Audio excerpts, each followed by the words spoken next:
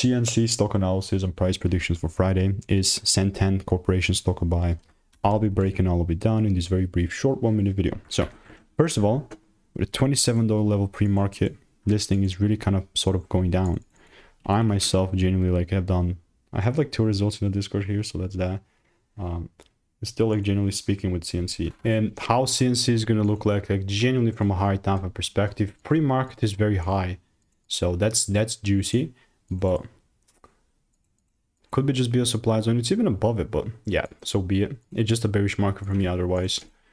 These random pumps, definitely there's money to be made there, but I would much rather wait it out and see what actually is going to happen so I can get a better opportunity. Now, do whatever works. I just stick to my edge, you know, what's been working for me. So stay tuned. And if you want to get my money making emails and stay tuned with CNC, click the first link in the description. It's free. Get the free sauce.